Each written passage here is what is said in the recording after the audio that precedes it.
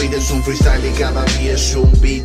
Por eso no permito que decidan por mí. ¿Por qué pensar en lo que pueda surgir si puedo soñar cuando me acuesto a dormir? La vida es un freestyle negro desde que empieza hasta que termina. Tus decisiones son como tus rimas. Tal y como las tomes seguirás aquí con vida en la inmundicia de las calles, que viene siendo como tu tarima. ¿Quién soy yo? ¿Qué es la vida? ¿Por qué estoy grabando esto? ¿Por qué me metí a la universidad para estudiar y trabajar y haciendo cálculos tener 4 horas libres al día? ¿Por qué nos expresamos tanto por redes sociales siendo que somos personas perfectamente capaces de sociabilizar presencialmente? ¿Por qué le entregamos toda la tecnología? ¿Por qué pasa todo?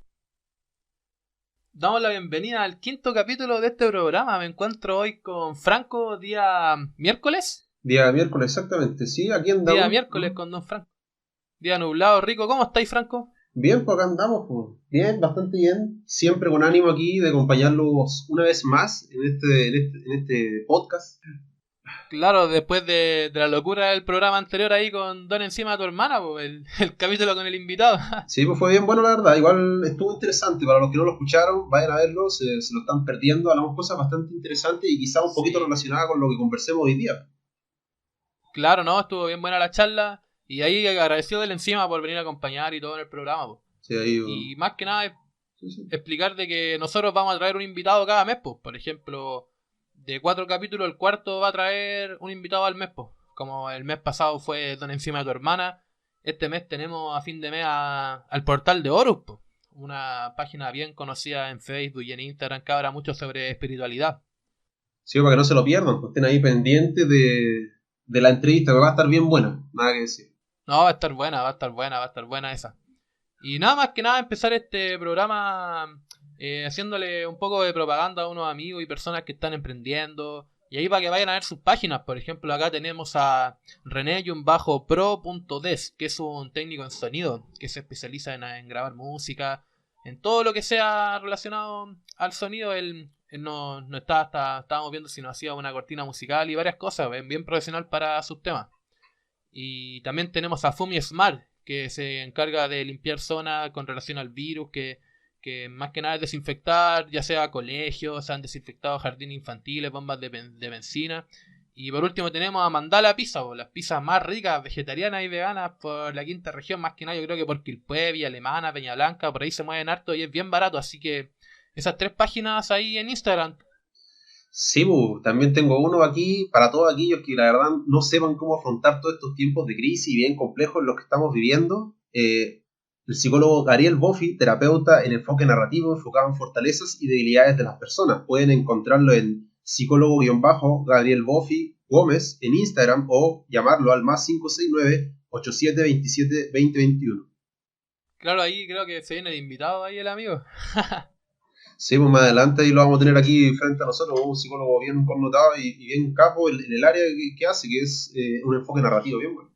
No, yo también quería agradecer a la gente que siempre nos está escuchando ahí. Por ejemplo, tenemos a mi amigo Bloes, Miguel, que desde el primer capítulo nos está apoyando y escuchando el podcast y dando buenos comentarios en energía. Y muy agradecido también de Landis, de CHN. Saludos para CHN, tienen que seguirlo en Instagram, Felipe. Y para qué mencionar a Don Encima a tu hermano. Y a una persona que igual ayuda harto a que este programa se genere, que es Don Cristian, en sí al cuadrado, que él me ayuda siempre. Por ejemplo, en el capítulo de hoy me ayudó harto para hacer la cronología de los filósofos. Y bueno, ahí tiro un spoiler, porque ¿de qué vamos a hablar hoy día, Franco?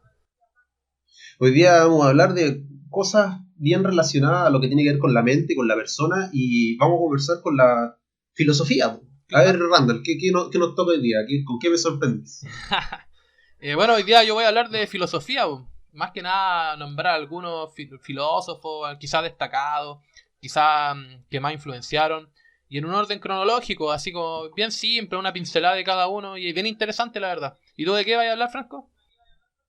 Yo hoy día voy a explicar un poquito acerca de un tema de que tal vez mucha gente no lo conoce, otros sí, no lo sé la verdad, que es la antropología. Y para tratar de responder una pregunta que al final del capítulo se la vamos a plantear, y se lo dejamos como, digo, para que vayan pensando qué puede ser. Claro, ya hermano, entonces empecemos. Démosle con todo. Entonces yo hoy día vengo a hablar de la filosofía. La filosofía a lo lejos quizá puede parecer rara o aburrida, pero aún así creo que es intrigante para todos. Por ejemplo, yo hoy día voy a hablar de filosofía, lo que se conoce como en Occidente, porque entiendo que hay más filosofías, hay más de todo, pero me voy a dirigir más que nada a la que nos ha influenciado a nosotros y a los que se conocen por acá. Sé que hay más, sé que hay varios que no nombro, pero es un pequeño orden para dar un contexto de lo que es la filosofía más que nada. Por ejemplo, los filósofos son personas que se cuestionan todo, cuestionan hasta de qué material está compuesto la última partícula del universo, con preguntas como cuál es el significado de la vida, cómo debería organizarse la sociedad y qué es el ser humano. Lo que pasa es que la mayoría de las personas, todos nosotros solemos hacernos este tipo de cuestionamientos, pero al final terminamos desistiendo.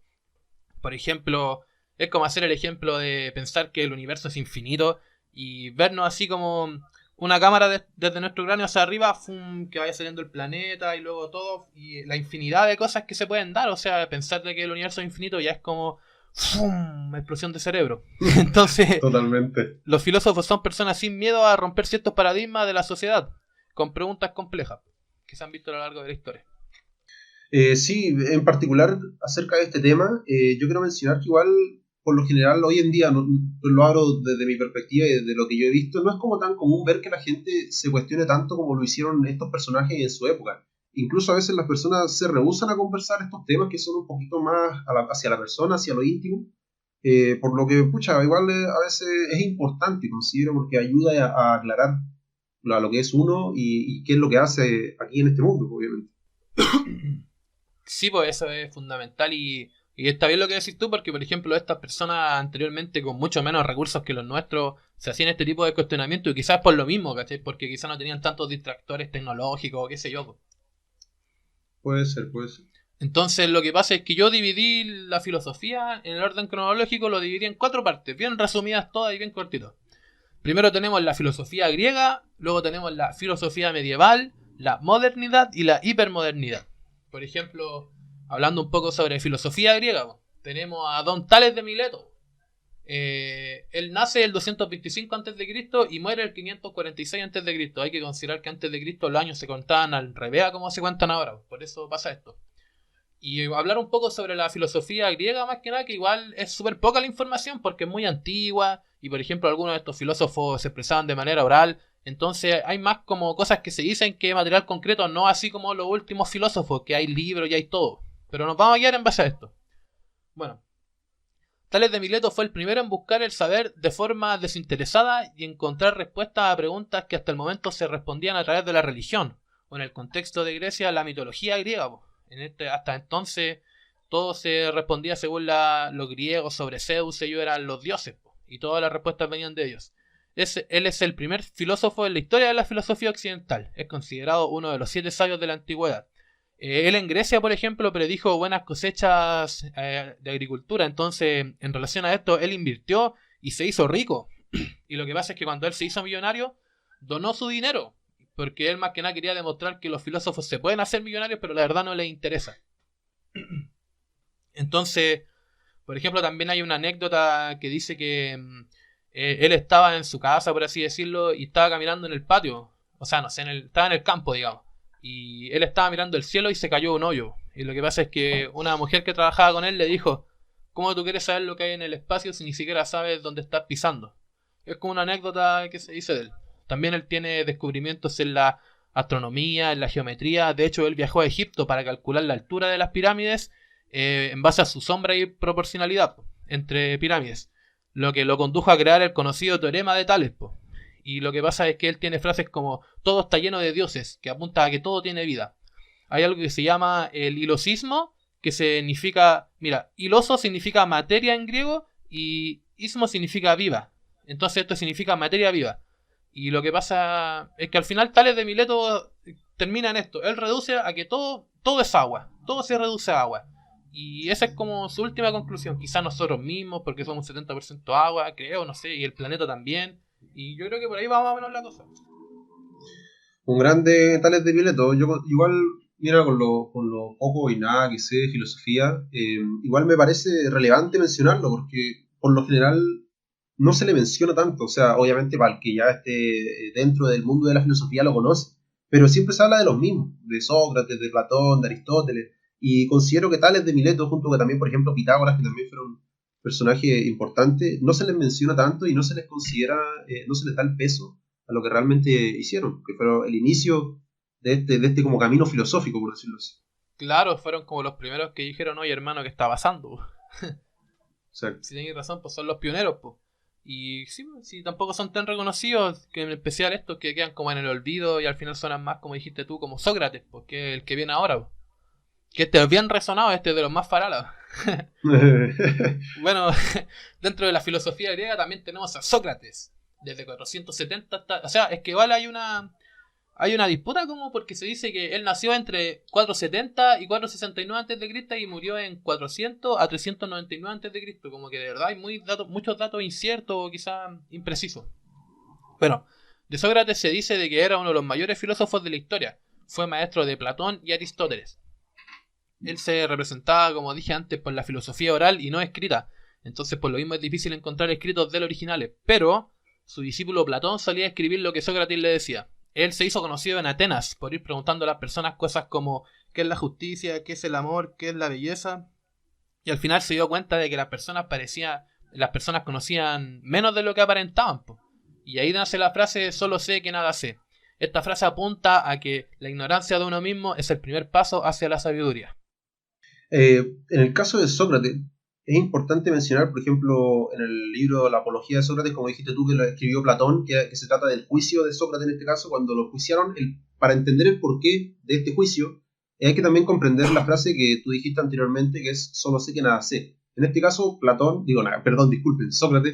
Sócrates se plantea de que desde él no sabe nada y la gente cree que él sabe, por ende él se acerca y va en una encrucijada, por decirlo así, a preguntarle a las personas de Atenas o de alrededor qué sabían y se va hacia los más sabios que en ese tiempo se conocían, como eran los músicos, los políticos, los artistas. Entonces Claro. él, al ir y preguntarle cosas, se dio cuenta que ellos incluso sabían menos que lo que él sabía. Entonces él, en ese punto de vista, la gente como que igual se molesta cuando a uno le dicen así como, oye, la verdad es que no sabía.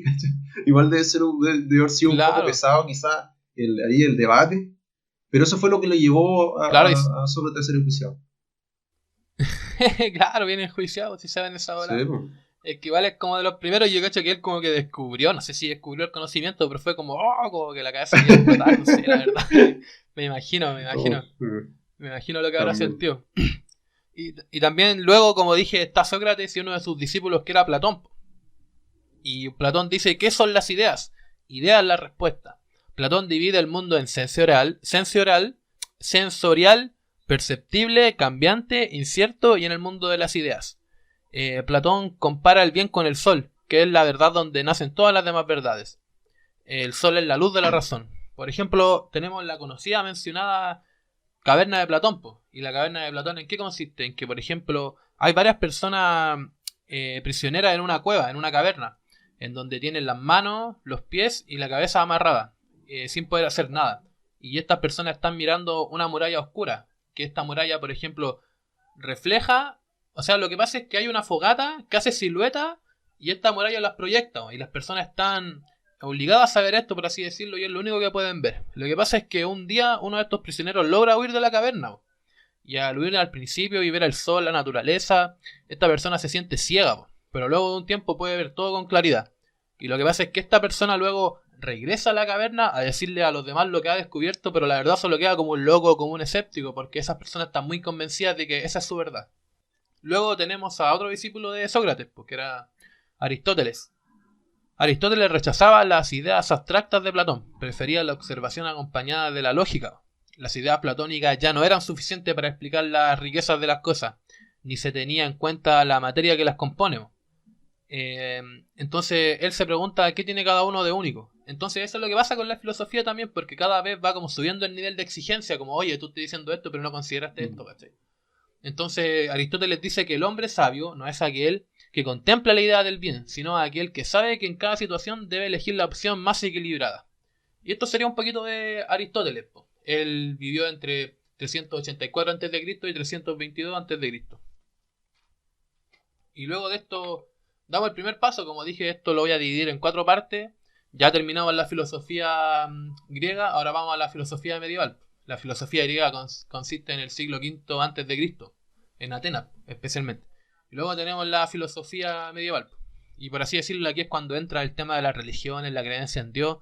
Y por ejemplo tenemos a San Agustín, porque San Agustín mantiene la distinción platónica entre el mundo de las ideas, representado por Dios permanente y externo, y el mundo sensorial, la tierra y sus seres que manifiestan cosas imperfectas, porque nosotros somos imperfectos ya que no tenemos la perfección de Dios. O sea que por eso, solamente por eso podemos hacer cosas malas y no somos perfectos, por así decirlo, porque no somos Dios.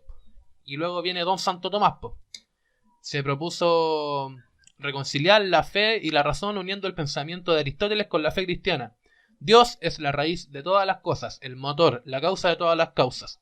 Santo Tomás apuntaba a la observación más la lógica. Bueno, en este caso, ambos caballeros aquí bien particulares, la verdad, por incluso algunos de sus dichos, en el caso de Santo Tomás, pero para entenderlo mejor, hay que comprender también la época en la que ellos estaban viviendo. Si igual estamos hablando de la época medieval, como 1200 más o menos, aproximadamente, no me acuerdo qué año en específico.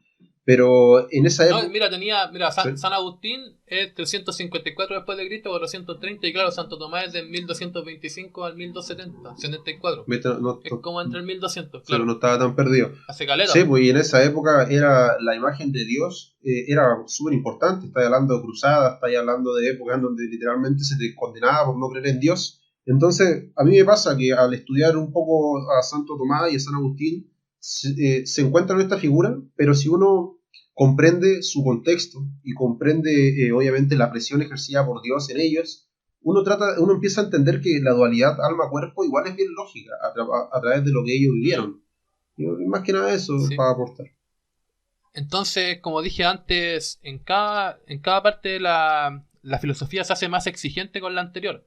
Y por eso estamos terminando con la filosofía medieval y nos vamos a la modernidad. Lo que pasa es que la modernidad llega a irrumpir la filosofía medieval porque dicen que la forma cristiana no es suficiente para responder las preguntas y que ya tienen la ciencia suficiente como para responderla en un enfoque matemático. Entonces, todo comienza con la causalidad. Los filósofos modernos exigían para todo una razón o una causa, en vez de aceptar la realidad a través de Dios. Y ahí es donde aparece Descartes, el primero en exigir certeza en el conocimiento a partir de principios y demostraciones, con análisis que se permitiera pensar las cosas como si tú fueras una gran máquina, ¿cachai? Como ya dejar de tener fe y empezar a ver tu potencial. Y que todo se debe a una razón previa. Por eso él crea el dicho, pienso y luego existo. Buen dicho. Esta nueva idea destierra la fe, permitiendo así pensar un mundo sin Dios. Claro, es que está bien dicho la frase pienso y luego existo, pero igual contextualizada, porque igual alguien podría venir y decir, claro, y si para existir tú no tienes que pensar, pero en el contexto está bien hecha. Está bien hecha. Sí. No sé qué pensáis. No, sí, o sea, yo soy partidario de la idea siempre de acerca de lo que nos hace estar aquí y nos hizo, obviamente, llegar hasta este punto fue el hecho de pensar, razonar y analizar las cosas. Eso no quita de que, por ejemplo, hay cosas que al parecer no razonan, como alguien podría decir, no sé, por la piedra, las plantas. No se sabe todavía. Quizás lo hagan. ¿Quién sabe? Por eso, entonces, bueno, yo soy de esa idea. Yo apoyo acerca de que debemos de pensar, debemos de analizar, debemos de autocuestionarnos y así obviamente ir mejorando. Considero yo. Sí, está súper bueno eso, hermano. Sí, es súper lógica su frase y a mí también me gusta, bueno, me gusta harto esa frase. Entonces luego de Descartes, entra Don Spinoza con el racionalismo. Spinoza lleva a un extremo el pensamiento de Descartes. Él deduce a partir de los principios matemáticos una nueva forma de vivir sin la ayuda de la religión. Por ejemplo, él ve a Dios como el universo, la naturaleza, la razón y la verdad, todo lo que es y existe. Entonces, claro, el pensamiento de él, yo en lo personal lo encuentro súper bonito, así aunque sea quizá anticuado, yo lo encuentro muy bonito, hermano. Pensar que Dios puede ser el universo es una opción no descartable, Sí. no sé, por lo menos de mi parte lo encuentro lindo. Es entendible. Sí, también una opción, es entendible. Entonces, frente al racionalismo nace el empirismo, con figuras como David Hume. Él rechazó la noción de la causalidad, alegando que solo nuestras sensaciones son fuente válida de conocimiento. Entonces él es bien escepticista, por ejemplo, él siempre se queda en el ya, podría ser. Y es como, esto nos devuelve de nuevo a Sócrates, donde él dice, solo sé que nada sé. Al final todo se devuelve a los filósofos más antiguos. Sí, impresionante. Igual está todo conectado. Claro. Bueno, y aquí entra un poco más de complejidad en la filosofía, por ejemplo, con Kant. Kant, hoy se me olvidó decir los años de estos tipos, pero Kant vivió del 1724 al 1804. Él murió a los 79 años. Bueno, frente a David Hume y Descartes había un versus. Pues. Entonces Kant, en base a este versus, él, por ejemplo, separa el mundo en dos partes. En el mundo noumínico y el de los fenómenos. En el mundo de los fenómenos es todo lo que conocemos a través de los sentidos. Y el mundo nouménico es más allá de los sentidos. Eso que no podemos ver pero que no deja de ser real. Entonces Kant construyó un sistema que resolvía la cuestión en nosotros mismos. No conocemos las cosas en sí mismos, solo lo que nos aporta nuestros sentidos. Si bien estos están procesados por las categorías de nuestra mente, siendo la categoría más importante la de causalidad, ya que nos permite ordenar el mundo. Este énfasis en la mente dio lugar a lo que se conoce como idealismo. Esto dice de que para conocer las cosas hay que tener en cuenta las ideas, el sujeto y el pensamiento.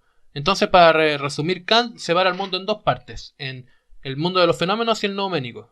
Y lo que pasa es que después aparece Arthur Schopenhauer, el gran amigo Schopenhauer ahí. Él vivió del 1788 al 1860, murió a los 72 años. Bueno, Schopenhauer era un filósofo que pasó desapercibido casi toda su vida. Y al final de su vida logró hacerse escuchar de forma que su trabajo influyó en grandes pensadores como Nietzsche, en Einstein, en Freud. Y él viene de una familia de comerciantes, por lo que pasa es que con la muerte de su padre, él hereda una gran fortuna.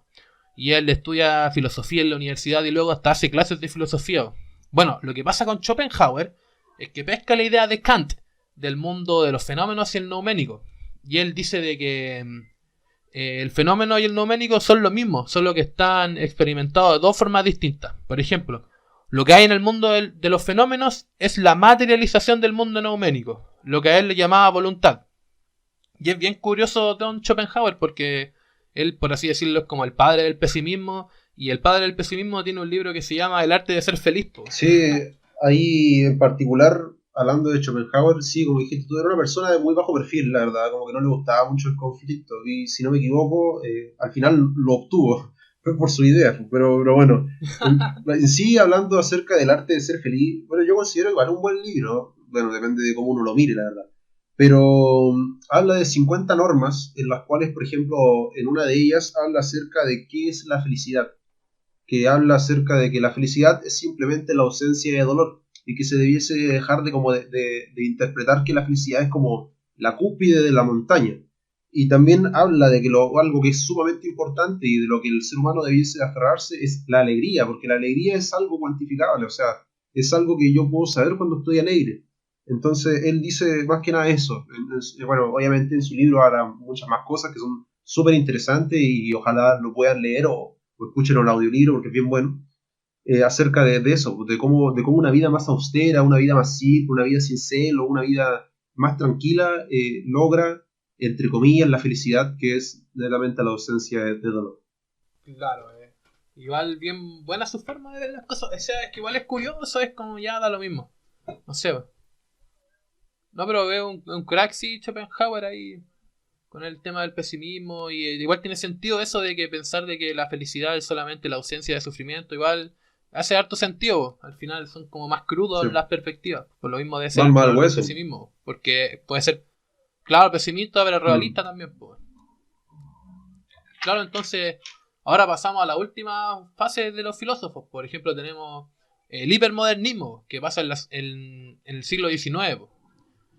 ¿Y qué pasa con el hipermodernismo? Así como por ejemplo de la época medieval al modernismo era de que los locos dijeron ya, aquí hay ciencia, no hay religión. Aquí pasa esto, pero comparando como, por así decirlo, quizá la forma que había de sociedad capitalista, porque aquí por ejemplo aparecen filósofos que tienen algo en común, que sospechan mucho de la filosofía anterior porque no consideran las fuerzas que se escapan a nuestro análisis consciente. Y acá aparece Karl Marx, que puso el énfasis en las categorías económicas y sociológicas que configuran al hombre. Que, por ejemplo, lejos de ser neutrales, nosotros aprobamos la explotación que de una clase sobre otra, en este caso la burguesía con el proletariado. Y lo que dice Marx es que lo importante para entender al hombre no es el individuo, sino la sociedad, cuyo motor es la lucha de clase. El comunismo que proponía era la eliminación de las clases y por lo tanto el fin de la explosión. Y aquí llega Karl Marx a desafiar un poco lo que se conocía como burguesía, por así decirlo, o más que nada el que alguien tenga que contratar a alguien para trabajar, pues como que estos locos se discuten esto. Y luego aparece Don Nietzsche. Nietzsche, como quiera decirle. Bueno, creo que se conoce a este tipo como el rockstar de los filósofos, no sé. Por su parte, él se rebela contra la filosofía de Sócrates y Platón, para ir para el choque. Él rechazaba sobre todo la división platónica entre el mundo verdadero y el mundo de las ideas, y nuestro mundo aparente. Hacía falta crear nuevas formas de vivir, de pensar, que le dieran vida a lo que se conoce como el superhombre. El superhombre produce su propio sistema de valores y impulsa ese aliento vital. O sea, super egoísta. Sí, en este caso, la parte del superhombre, obviamente, igual se habla en el libro Así habló Zaratustra, en donde más que nada el ser humano es, bueno, en muchas cosas la verdad, pero una de ellas en particular es un hombre que se cuestiona y evoluciona, ¿sí? Y se mejora, se autoperfecciona a sí mismo. Por eso se habla de eso como del superhombre, que algún día va a llegar el superhombre. Claro, que él mismo decide lo que debería afectarlo o no, por así decirlo, como él dice, crea su propio sistema de valores, po. Claro, ahí tenemos un poco de Nietzsche. Luego tenemos a Don Sigmund Freud, por loco. Sigmund Freud propuso una nueva manera de entender nuestra mente a partir de lo que no conocemos de nosotros mismos, o sea, el inconsciente. Esto está determinado a través de la infancia y por los instintos que la sociedad nos reprime, ¿cachai?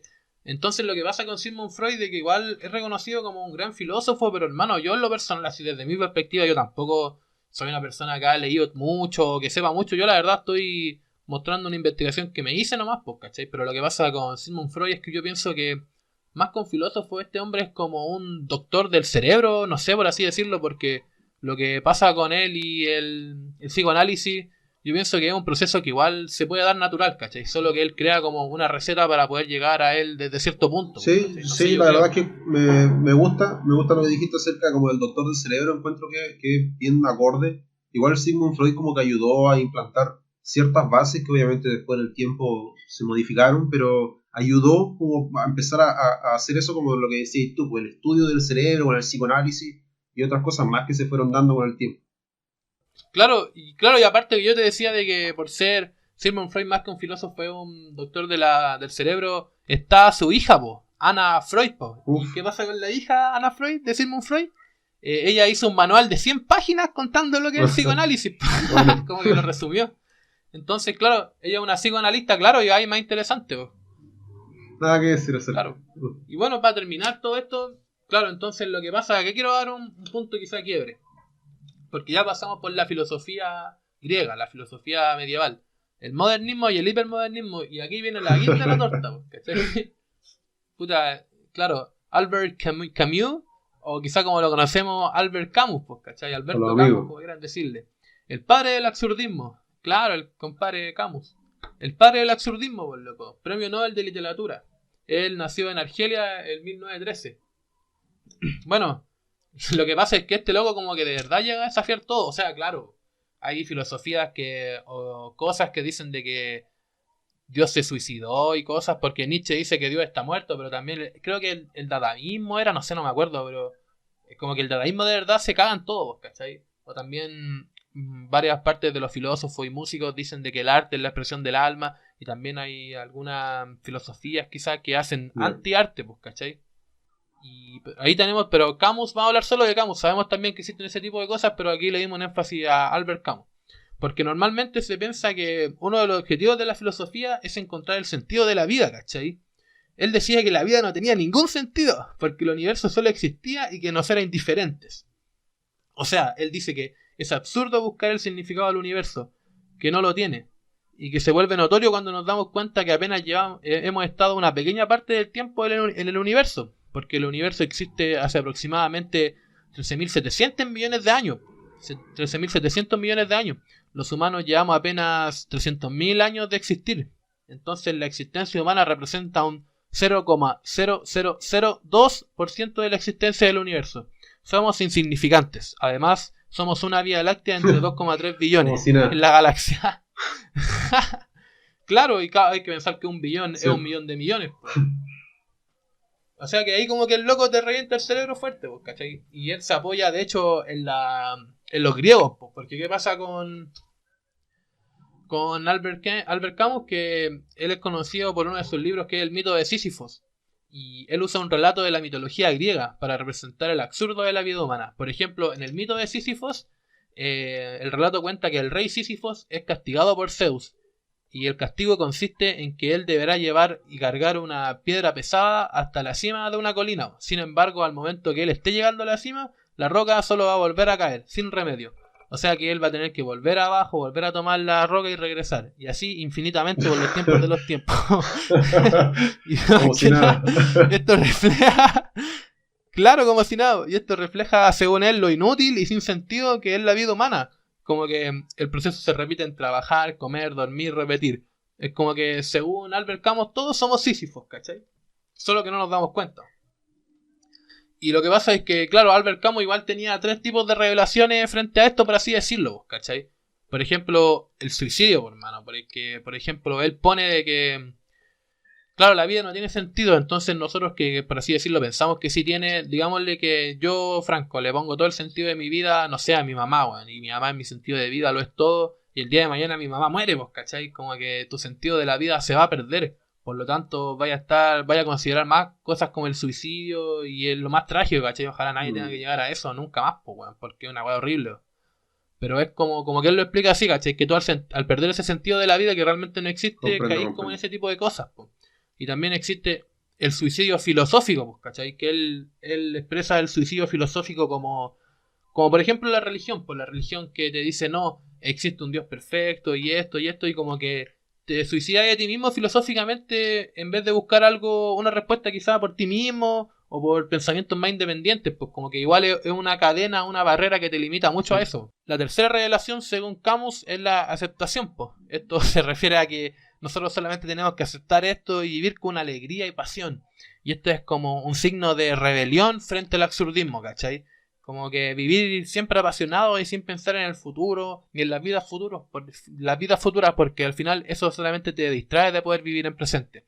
Como que el mayor acto de revelación en esto no son los suicidios, es disfrutar a pesar de todo. Él mismo lo dijo. Es que, ¿sabes que dentro de la lógica esa y conectándolo con lo que dijiste al principio, que uno como que se mire así como se para afuera, así como que se aleja, igual uno encuentra la inmensidad del todo, ¿cachai? O sea, igual nosotros nos enfrentamos a una situación súper compleja, que estamos en un sistema solar, que estamos en una galaxia, que estamos en un conjunto de galaxias, entonces es bastante fuerte es darse cuenta de eso y a partir de eso darte cuenta además de que la única opción que te queda, la única opción que nos queda a nosotros como personas es vivir y tratar de vivir bien, tratar de, como decía Ibu, tratar de hacer lo que a uno le guste, o tratar de no sé si hasta lo que a uno le guste, sino a lo que uno le haga bien.